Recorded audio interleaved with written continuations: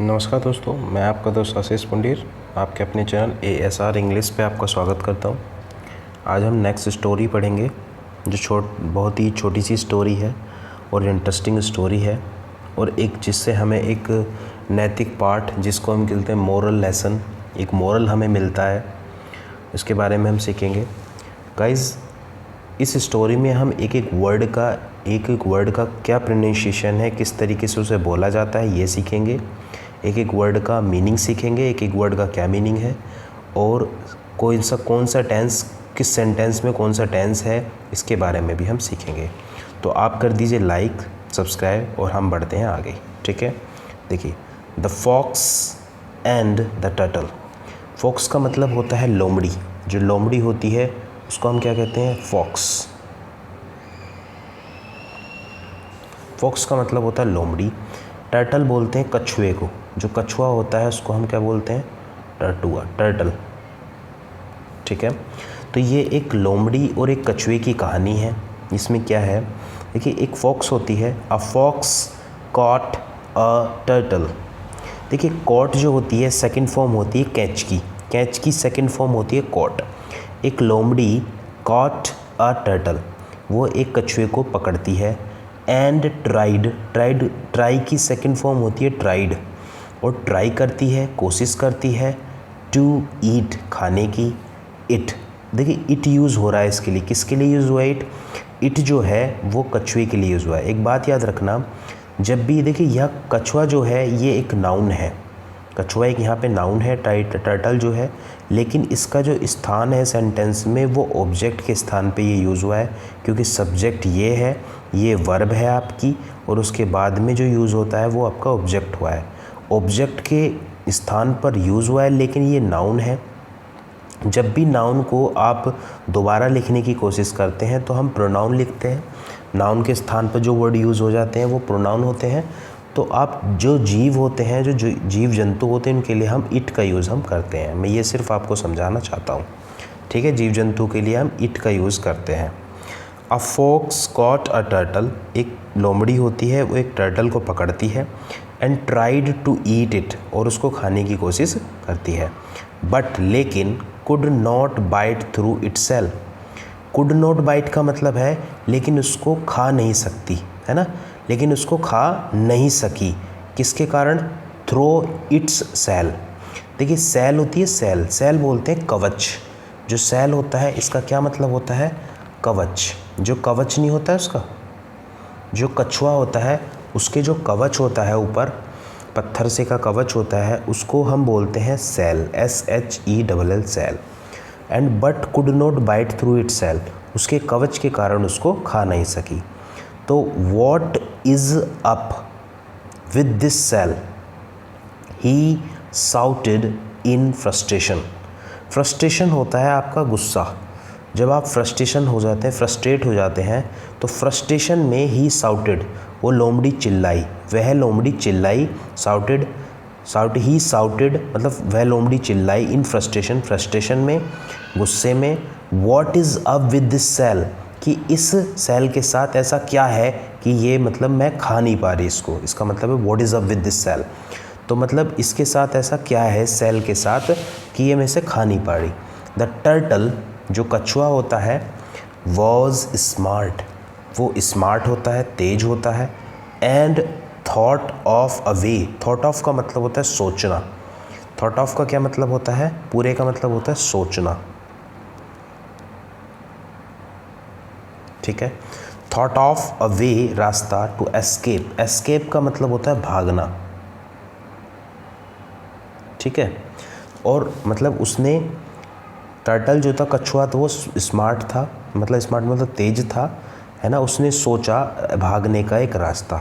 ही पिप्ड, देखिए, एक वर्ड होता है पिप्ड, PEEPD। पिप्ड का मतलब होता है झांकना। जैसे कहते हैं ना, झांकने को क्या बोलते हैं? पिप्ड। झांकने को पिप्ड बोलते हैं। ठीक है, तो ही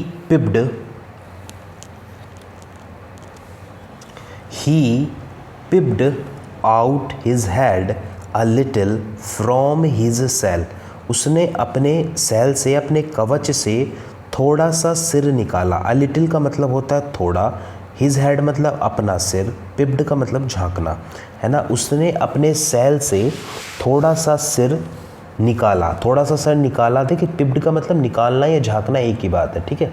तो अपनी सैल से थोड़ा सा सिर निकाल के झांका या निकाला, ठीक है। एंड सैड, और उसने कहा, क्या कहा, put me in the water, मुझे पानी में डाल दो या मुझे पानी में रख दो। That will soften my shell, soften का मतलब होता है कोमल करना, नरम को बोलते हैं, नरम जो होता है ना उसको बोलते हैं सॉफन, ठीक है। तो that will soften my shell, जो मेरे सेल को, मेरे कवच को नरम कर देगा कि तुम मुझे पानी में डाल दो। The foolish fox listened to the turtle, foolish बोलते हैं, किसको बोलते हैं फुलिश? फुलिश बोलते हैं मूर्ख को, जो मूर्ख होता है ना, बेवकूफ़ होता है, उसको बोलते हैं द फुलिश फॉक्स। मूर्ख लोमड़ी ने, लिसन मतलब होता है सुनना, है ना, सुनना, सुना, टर्टल को सुना। एंड इमीडिएटली, इमीडिएटली का मतलब क्या होता है? तुरंत, इसका मतलब होता है तुरंत, तुरंत। And immediately put it in the water, और इमीडिएटली उसको पानी में डाल दिया, जो कछुआ था उसको पानी में डाल दिया। As soon as, as soon as का मतलब होता है जो ही या जैसे ही। क्या मतलब होता है इसका? जैसे ही, पूरे का मतलब, ठीक है। एज सून एज, जैसे ही द टर्टल, जो कछुआ था, landed on the surface of the water, पानी के सरफेस पर उसने लैंड किया। लैंड का मतलब होता है एक तरह से मतलब पहुंचना, है ना। लैंड करना मतलब एकदम उस पर कदम रखना। जैसे ही उसने पानी पे कदम रखा, जैसे ही उसने पानी पर कदम रखा, लैंडेड ऑन का मतलब तो कदम रखना, the surface of the water, पानी पर कदम रखा। ही एस्केप्ड, ही एस्केप का मतलब भाग गया, एस्केप का मतलब होता है भागना। देखो मैंने अभी बताया था आपको, तो he escaped to a far away distance. Far away बोलते हैं दूर को, क्या मतलब होता है? दूर, है ना। He escaped to a far away distance and shouted, और चिल्लाकर बोला, थैंक्स मतलब धन्यवाद, टू योर फुलिशनेस, फुलिशनेस मतलब तुम्हारी बेवकूफ़ी के लिए धन्यवाद। नाउ आई एम सेफ, अब मैं सेफ हूँ। एंड यू आर हंग्री, लेकिन तुम भूखे हो। मैं सेफ हूँ और तुम भूखे हो। तो हमें इससे क्या मतलब, हमें क्या सीख मिलती है इस स्टोरी से? देखिए मोरल क्या है इसका? समटाइम्स, समटाइम्स बोलते हैं कभी कभी, कभी कभी, ठीक है। सभी, समटाइम्स का मतलब क्या होता है? कभी कभी। बीइंग काम, बीइंग काम का मतलब होता है शांत रहना। शांत रहने को क्या बोलते हैं? बीइंग काम। कभी कभी शांत रहना, बीइंग काम, कैन हेल्प अस, कैन का मतलब हमारी सहायता करता है।